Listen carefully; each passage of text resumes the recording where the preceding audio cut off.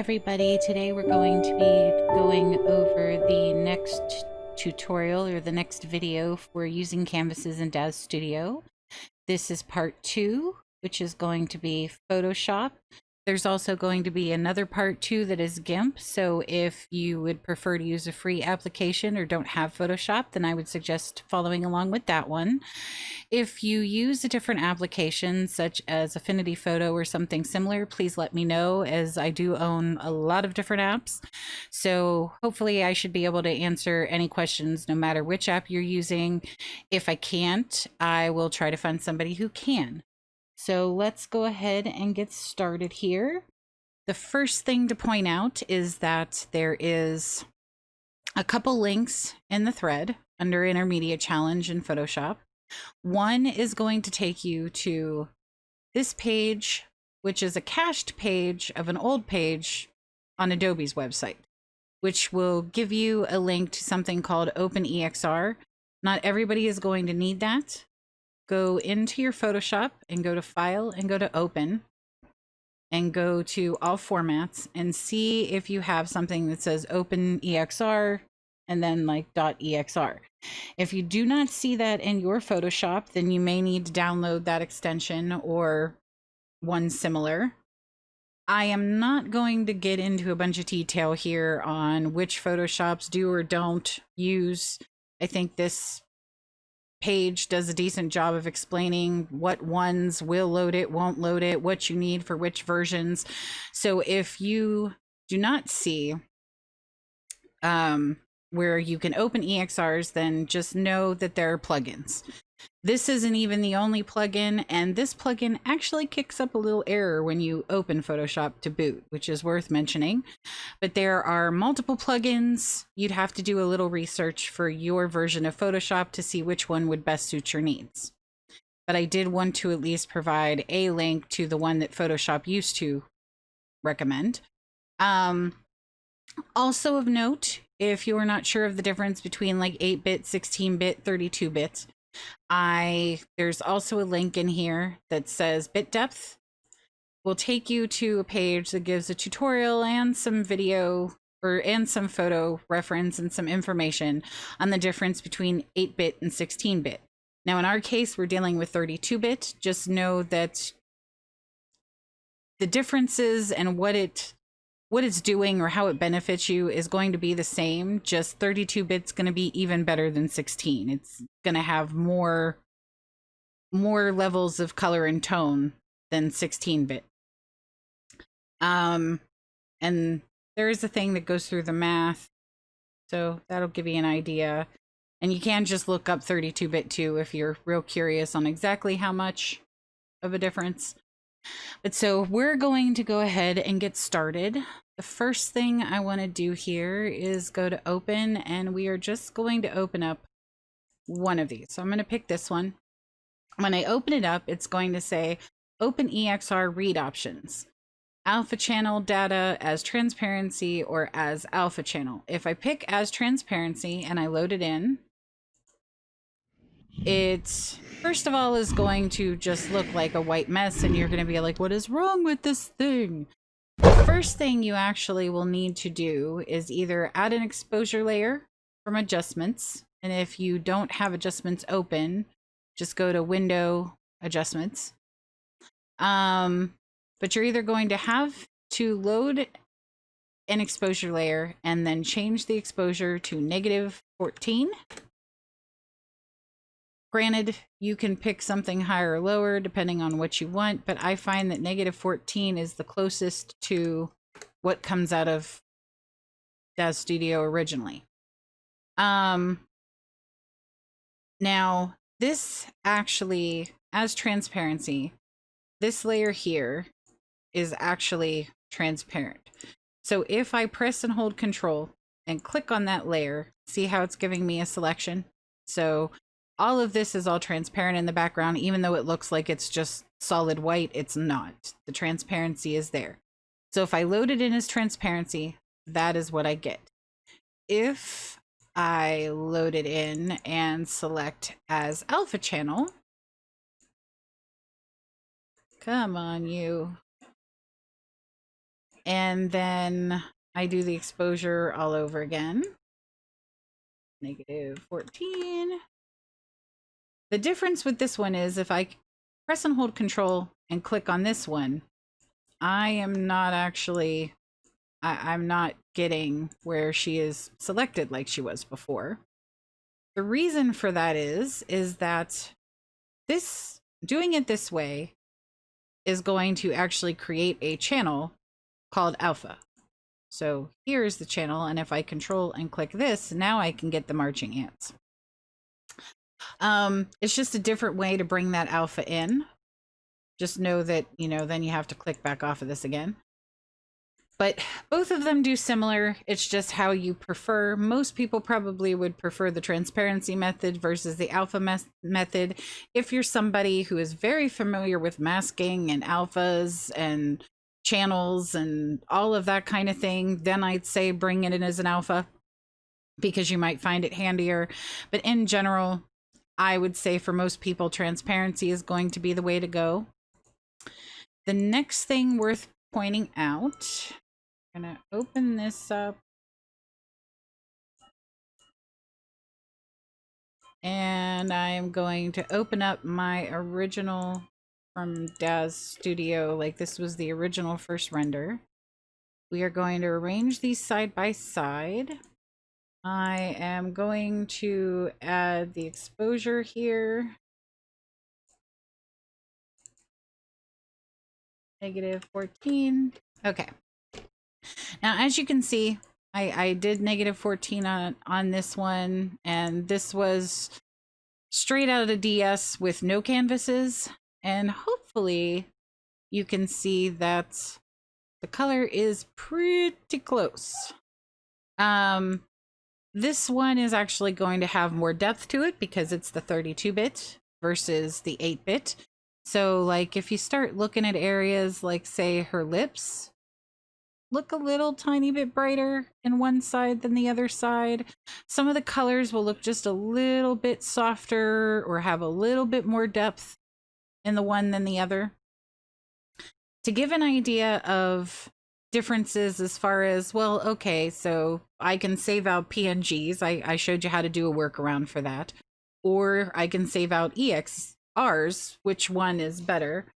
Couple things to point out is if you're using the PNGs, you have all of this stuff available under adjustments. You have a bunch of stuff under filters. If I go to the 32-bit, you're going to notice that I've lost a bunch of stuff here, and I have actually lost a bunch of stuff here. That is because these different adjustments and those different filters do not support 32-bit. It is worth pointing out. So if you post work in a certain way, you may not be able to do those things in 32-bit. Like I tend to use curves a lot and selective color, and I would be crying right now. So if you want more of the color range, but you don't want to lose all of these things, then I would suggest going to image, going to mode, and picking 16 bits and bringing it down from 32. Because at 16 bits, you still have quite a bit of data there, but you get all of your stuff back. And we are going to show that now. So we're going to get rid of my exposure layer. There's a reason why. So we're back at the beginning here. Like if I just brought in full scene. When you bring all the things in, they're all going to be like this.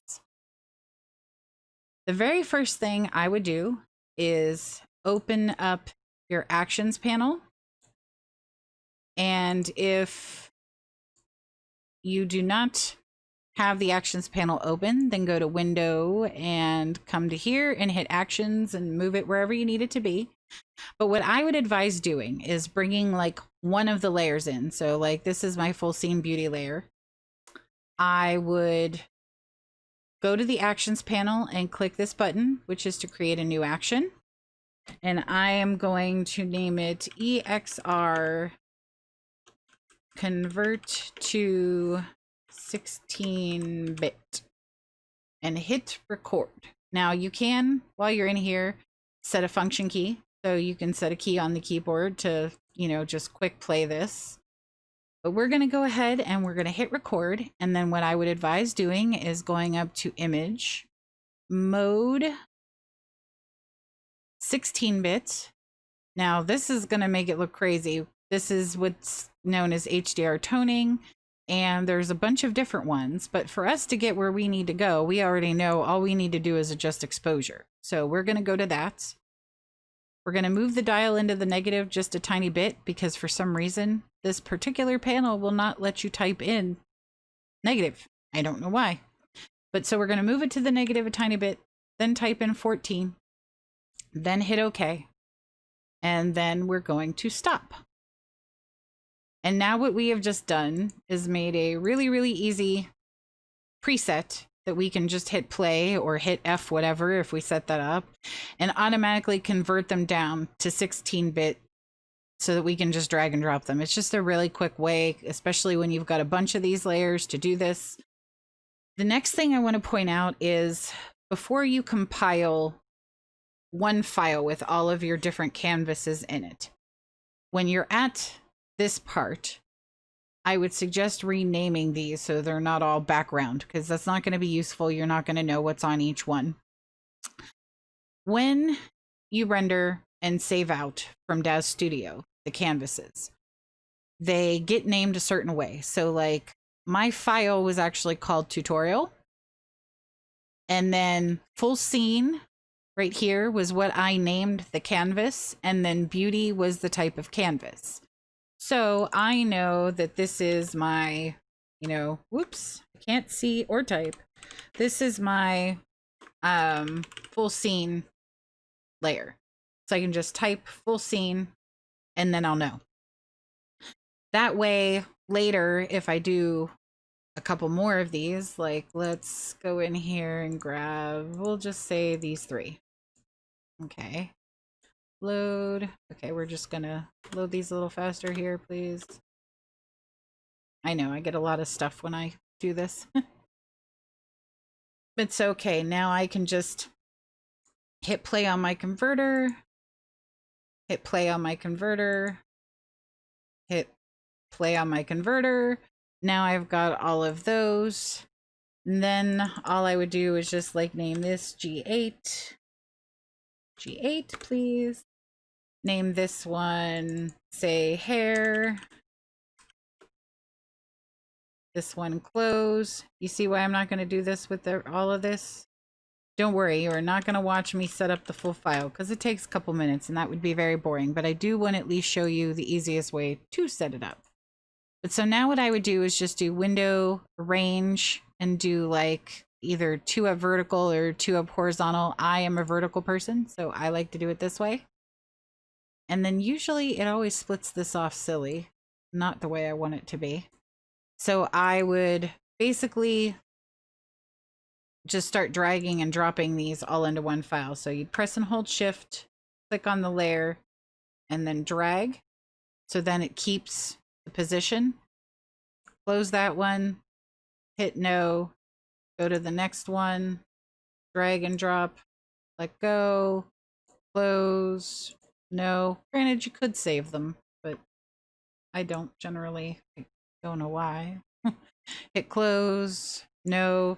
And now what I've got is there's my G8, my hair, my clothes, my full scene. It's all together in one scene. Okay, so that is how you would set up, convert, and kind of put everything into one file. Obviously, if you wanted to keep it at 16-bit or at 32-bit, then what you would actually do is load up the exposure and do -14 and then basically merge those 2 layers together and then name the layers and drag them all. It's pretty much a similar process. I really would advise probably dropping it down to 16-bit though, just because you do have a lot more that you can do. And you're not necessarily losing, you're losing a lot of color data, but not necessarily so severe that it's life or death. Okay, one more thing that I wanted to show just really quick, and then we're going to dive in a little bit better here, is if I bring up my EXR again, my regular 32-bit one, and I bring up my original DS render again here, and go back and split the window again. How exciting. And we're going to add our little adjustment again.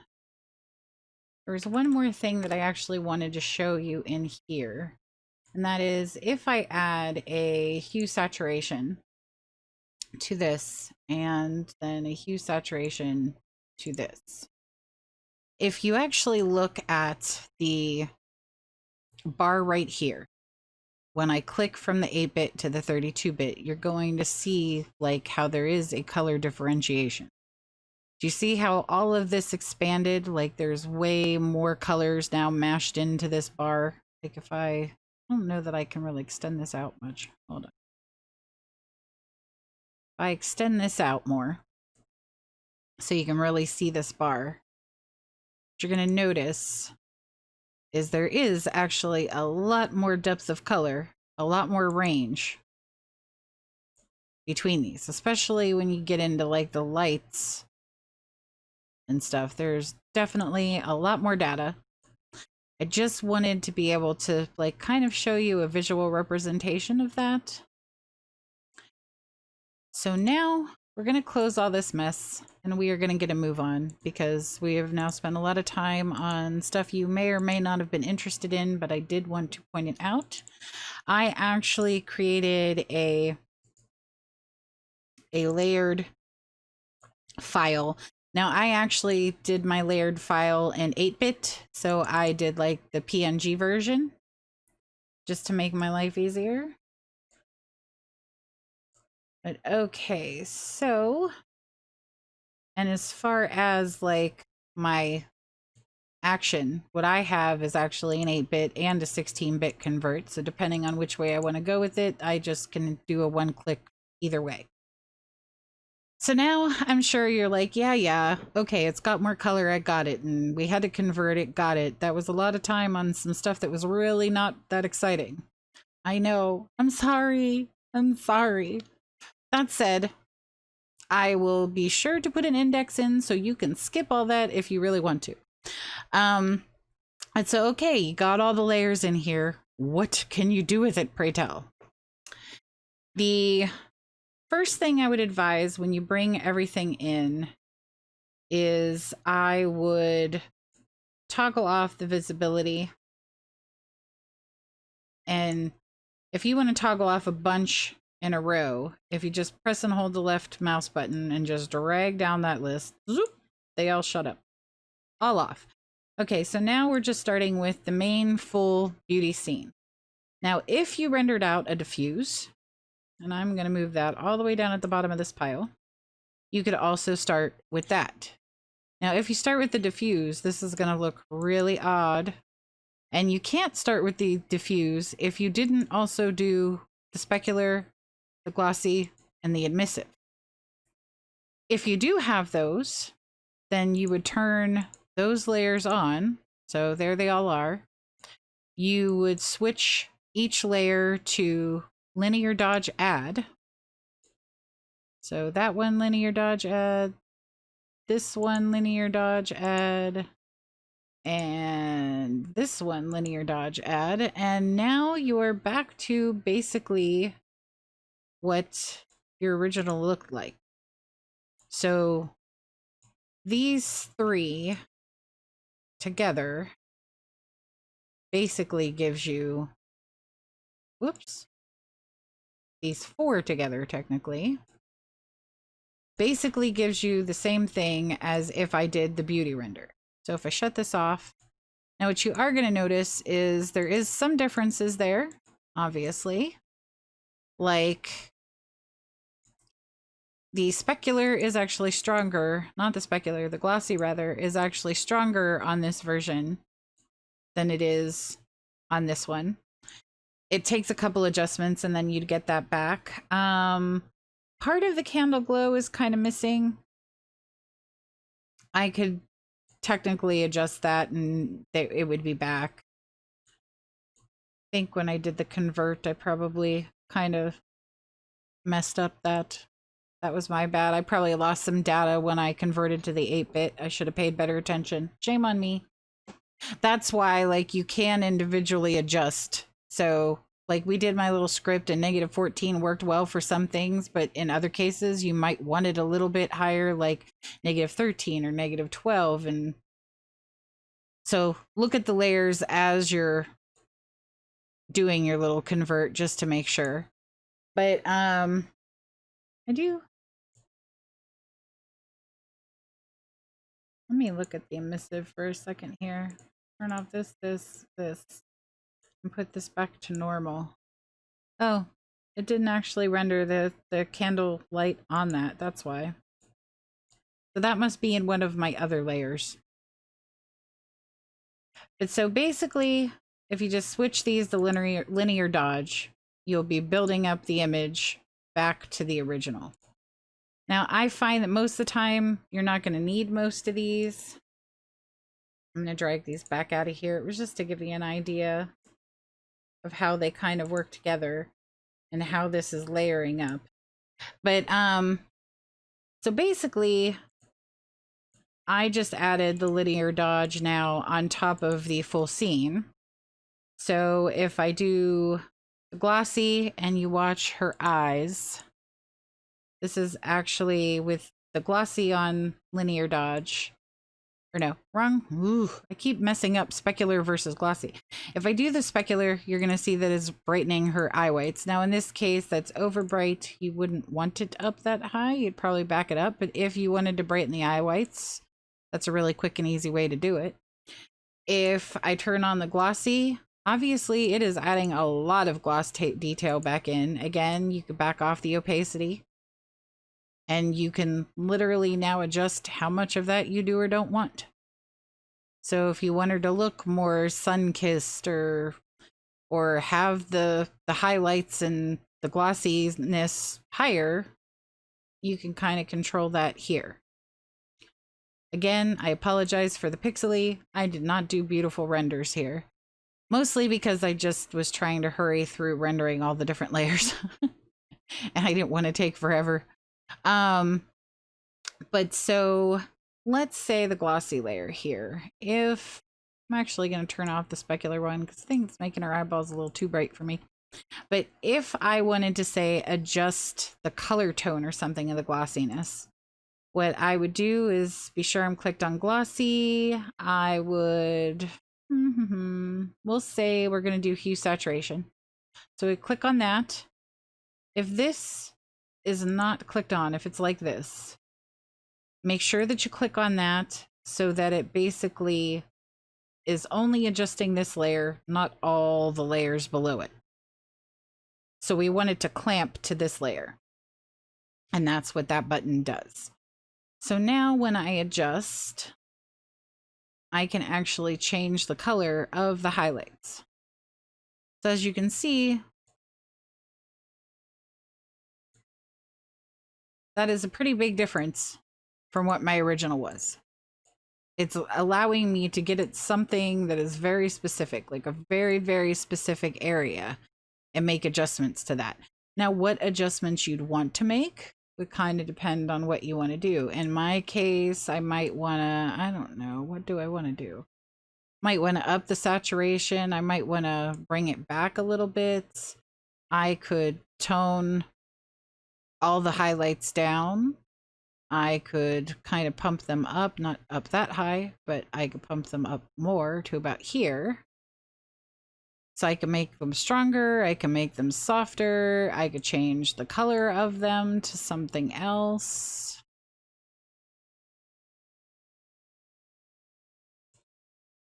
And then I could add in or take away the saturation of that. So right now I just changed it to green when it was like an orange.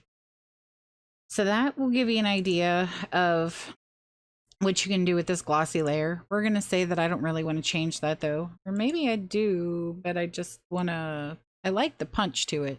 I just don't really want to play with the color. So we're going to say I just turn it down to add the little punch to that. And if you look, it's also adding a punch to like the grass over here. So the grass just gained some detail, some more shine to it. The other thing it actually added, no, I think that's it. That's what it added punch to, was mostly like the grass and stuff. If you really want to play, the thing that's the most fun to play with is like your lights. So here, I'll turn on one of my light renders. So that is what this layer looks like. It's pretty boring. And right now it is under the glossy. So let's bring it up over to the top for a minute. So this is all the information that is on this layer. Now, I am going to switch this one to linear dodge add. And then we're going to turn it off and back on. Now you're going to see that actually punched up the light a lot. It basically doubled the light in my scene. So if you're looking to make your lights more kind of dramatic, this is a really quick and easy way to do that, because you can amplify that spotlight. What I can also do is I could completely change the color of that spotlight. So if I come in here and we'll do another hue and saturation, we'll make sure it's clamped, which it is with the little down arrow. And now if I come through and change, I can actually change what the light in this scene was. So now I've got a blue light going instead of the orange that it was.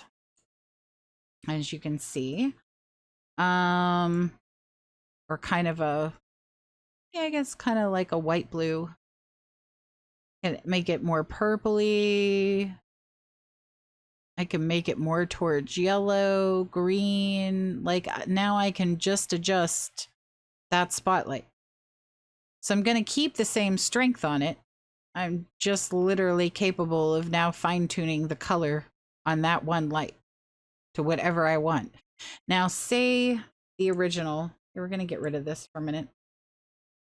Say I look at it and I go, okay, you know, I really like this, but I think I just want this to be stronger. Like I want it to be even more dynamic, or I want it to be even more, you know, kind of punchy.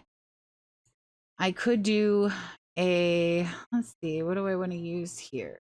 I could do a levels and just do that. And I mean, I could get a little over bright. Let's not take it that far. I could also tone it back if I thought it was too strong. So now I'm pulling that back away. So this just gives you an idea of why doing a canvas of your lights can be useful. The ones that I personally would suggest doing most is going to be like a beauty,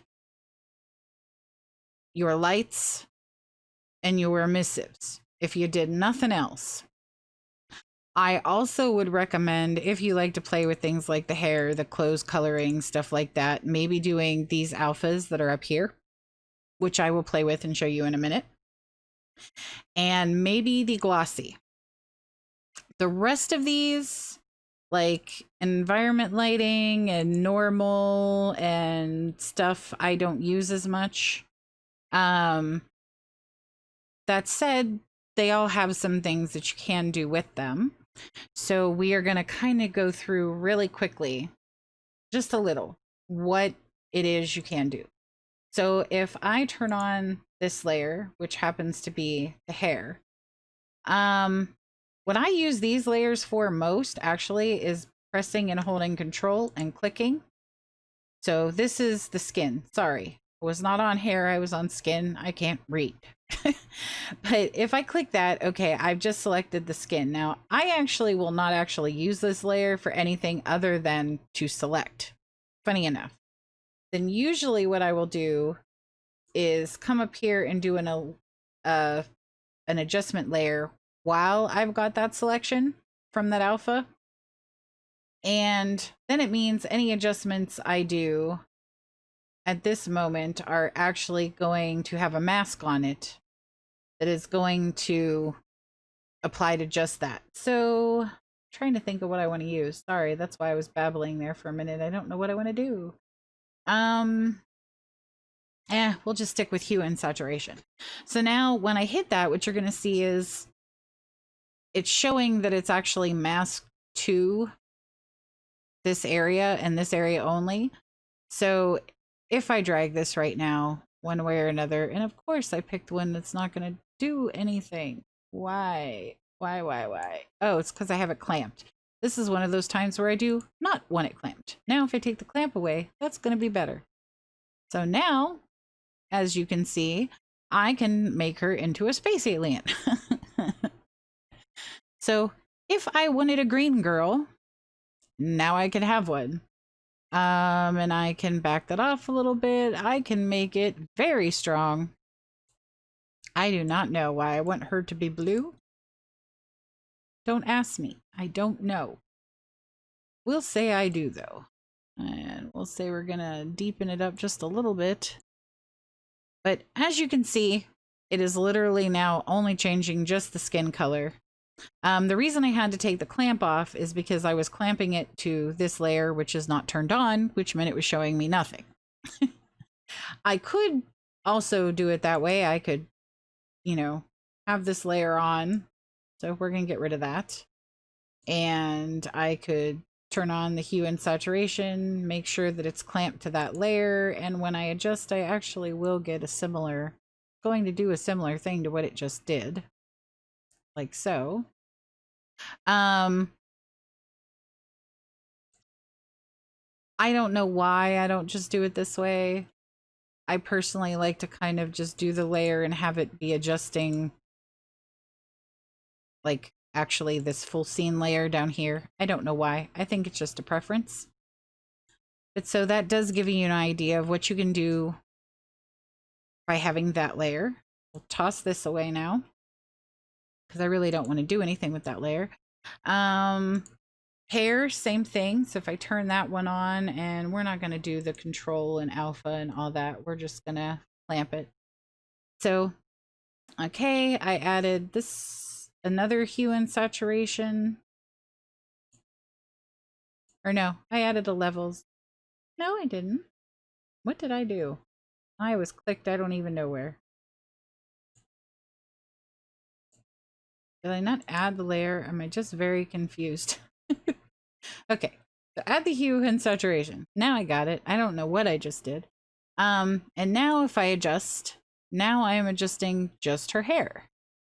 So if you wanted to change her hair color, if you wanted to pull this or that color out of here, so like, let's see, if we zoom out, the hair is kind of brownish. If I wanted to say maybe make it look a little redder, I can now just adjust that. I could come in here and go to reds, like the red channel specifically, and I could just adjust that to make that more or less red. So you can see how you can really, really, really fine tune like how dark, how bright, how much contrast, how light. You can really, really tweak each individual thing. Obviously, do the same with the clothes. Shut that one off. Turn this one on.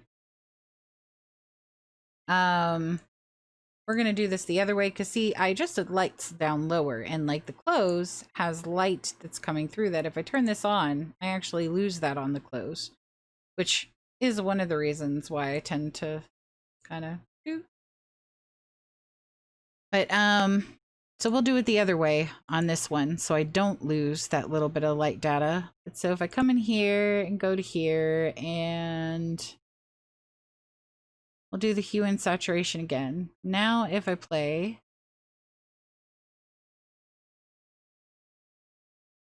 oops, gotta turn the clamp off. Did it again. Well, if you do that by accident, you'll definitely remember the solution. But now if I adjust, I can actually completely changed the color of her outfit to something different. So I don't know, maybe I want it to be this blue. I'll dim it down a little bit so it doesn't look completely unnatural. Could kind of brighten it up a little bit too if I wanted.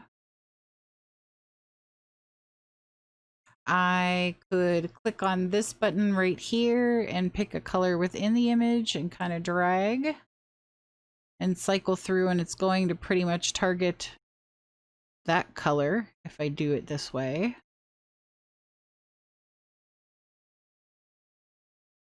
We'll say I make this kind of, I don't know, pretty purple, and then maybe I'll pick this green and click and drag. And I don't know, I just changed that to orangey. Now it did change my highlights too, if you look, because they're the same, similar color apparently. But we'll say that that's what I wanted. But you can see where you can target specific areas of color and you can change a bunch of stuff like that. I am not necessarily trying to make the prettiest image. I'm just trying to show you how you can play. Okay, we already kind of went over what you can do with the glossy. I also had a spotlight 1, so if I turn that on, now I've lost all the data from these 2 layers. That's because this one's on top of it and it's not on add. So as a matter of fact, if I just turn this one on, let's turn this one back off, and we'll put it on linear dodge add. Now I'm punching up this part of the scene. Now that is my main light, so as you can see, that is brightening up a lot. We could say maybe back that down a little bit. We could drag it under the other spotlight, which I think is probably going to be smarter. And then we'll say I'm going to play with the hue and saturation on this one. Make sure it's clamped down. And now I can adjust this one, and now I'm going to be changing yet again what the lighting in my scene is, basically. So I'm adjusting by hand, basically the main light. Now, on this one, it was a soft blue light. It doesn't have necessarily a ton of color data, so I can't go too crazy with this. I can make it bluer. I could up the saturation on it, lower the saturation on it, stuff like that. Calm it down, kind of pop it up maybe a little more. Now if I add this and this, okay, this was the before, and oops, I clicked one too many. This is the after, so before, after. So I just punched up a bunch of the color. Another one that you can play with, you can play with the environmental lighting. Now this one is a very flat layer, so if I take this to linear dodge add, it is going to add a little bit of light detail to some of the background here. So that is brightening all of that up. Okay, move back out again. Now you'll notice it's actually adding quite a bit of detail back into the tree, which is because it was an environment light. This was my environment light. So it'd depend, like if you wanted the data in the tree and like the background more and in some of the plants. Putting that to linear dodge can help. You can also turn it on and then back it down again. So it adds a little bit of punch, but it doesn't make it way brighter all over. So we'll say we're going to leave that there. Now the normal channel is a very weird one. To effectively do much with this wonderful green looking thing, what you would need to do is go image, adjustments, desaturate, or at least this is how I use it. There's probably other ways. And then filter, other, high pass, which is going to give you this very strange thing here. and then flop that to say like soft light. And what it is going to do is add a little bit more detail back into your image, like especially if you look back in here. Now it's very pixely, so you definitely want to back it off, or you want to make sure that you render it better quality than I did. But if you turn it on, you are going to see it is adding some more information in. So then you can kind of turn that down and just add, it just adds a little tiny bit of like noise to the areas, a little bit of depth, a little bit extra sharpness if you want it. That is about the only way that I can see really using that. And if we look at like her face, like if I turn it up really high, it does bring out any little pixelation you had in the scene though. So because this was a dimmer scene, it had a bunch of pixelation. It was the bonus to kind of showing on a dim scene too, because you can see like some drawbacks. If this was a better lit scene, it wouldn't be as speckly, both in the hair and everywhere else. So that gives you an idea of what you can do with the normal. Basically, it can add some of the details back in for you. So that is what you can do with that. And we're going to shut that back off. Let's see, what else do we have here? I did environment. Okay, depth. Technically this should be towards the bottom, but I'm just bringing it to the top so that we can look at it. Okay, so if I turn on depth, this is kind of a grayscale image. The best way to use this is going to be to go edit, or no, select all, edit, copy. Okay, so next what you want to do is you want to duplicate your base layer or your beauty layer, or full scene as it were. And then we are going to go to filter, and we're going to go to blur, and we're going to go to Gaussian blur on this layer. And we're going to turn it up fairly high. I'm actually going to turn it up way more than I really need to. Some ridiculous level, I guess. And then we're going to hit OK. Now we're going to go to channels. If you don't have that anywhere, go to window and then channels here. We're going to create a new channel. If this loads and it loads up white, click the little down arrow here and go to channel options and make sure that this says the color indicates masked areas and hit OK. And now what we're going to do is we're just going to do edit paste, and that's going to paste that into this channel. We are then going to select the little marching ants like so.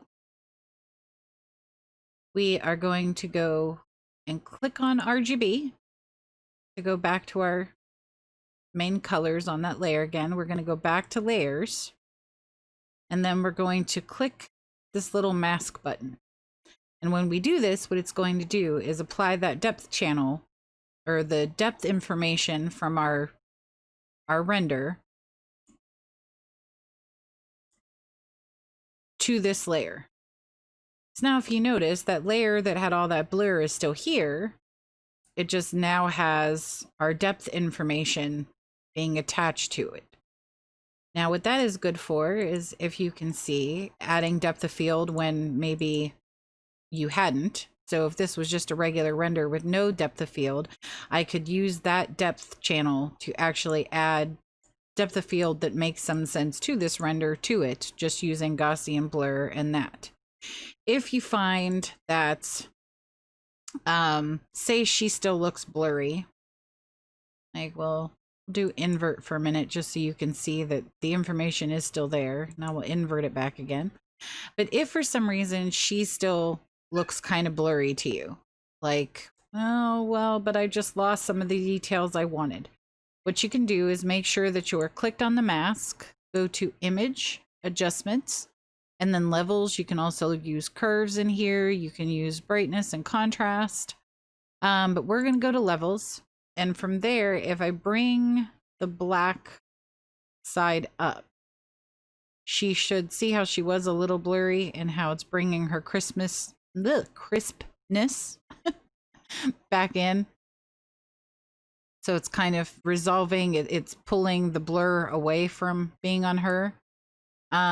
If I wanted it stronger and say the background, I could try pulling this up more. I could also adjust this one way or another to make it more or less blurry. Just be careful, the closer you get to this line, the more she'll start to blur. So, or what's in your foreground will start to blur.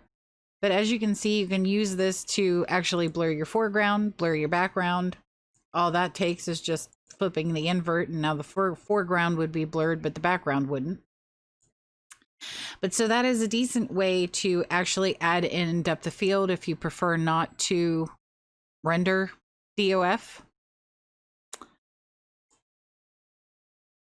So we'll turn this off and on just so you can see. So we made that pretty strong. We made it stronger than what it was before.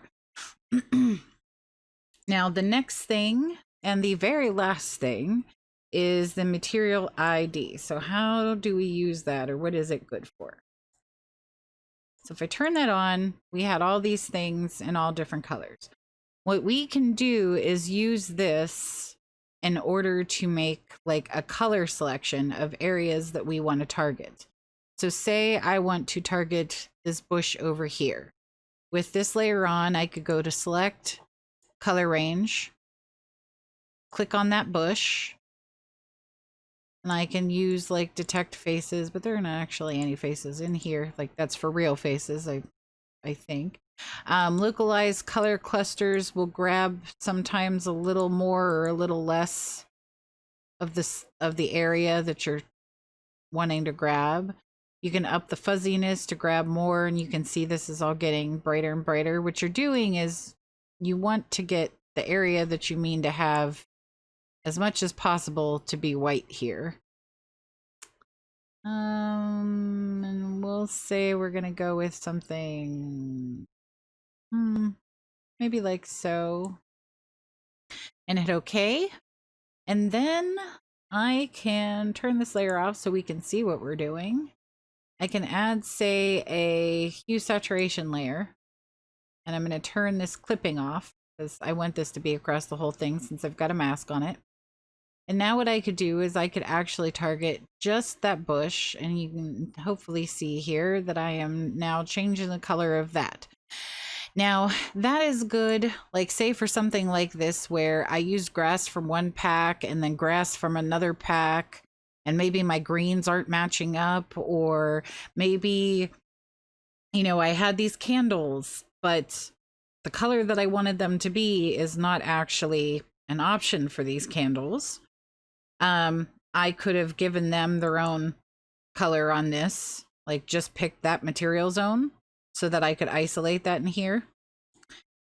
And so then we could just use this to adjust, like, okay, say that these were this green when the rest of the grass isn't, and that just looks strange. I could use it to, you know, kind of desaturate that. I could darken it to blend in more with the way this grass is looking. I could adjust the color of it a little bit more to go a little bit more towards, say, like a greeny yellow. And so this was before, this is after. So I just kind of made that fit into the scene more. I could have also made it pop from the scene more. So like we'll take these flowers. We adjusted the light and made it brighter down here. So now maybe what I want to do is make these flowers that are in that light pop a little more. So I click on this, go to select, color range, click here.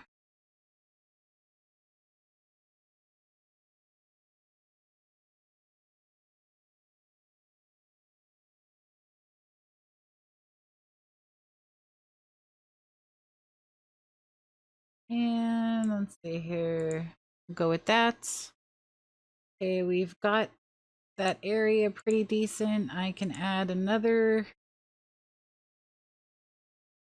hue saturation. In this case, I'm going to pop the saturation way up. Oops, I'm clipping again. Stop it.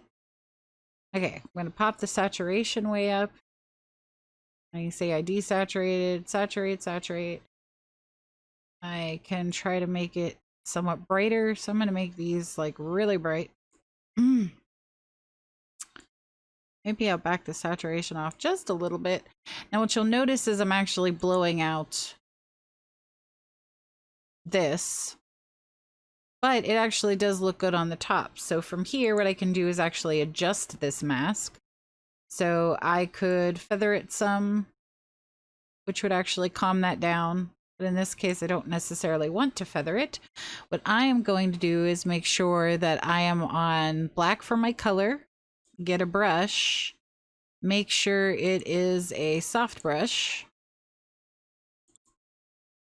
And then I am just going to very carefully and slowly kind of go over this area to get that back out of there. And so now what I did was added a bit more pop to that flower to match the hard light kind of hitting it. So if I shut this off, that was before, this is now after. Now I might not have wanted it that strong. I could always, you know, now that I've got it, I could kind of back it off or whatever. But so I just added a little more color to just that. So when you're looking at the image, when you're in DAZ Studio, you could kind of look at how everything's turning out and kind of think, okay, what might I want to tone back, bring forward in the image, make brighter, make darker, what might I want to change the hue of, like in the case of this. You can pretty much kind of just recomposite the image entirely. Hopefully all of this, I think we have now hit everything.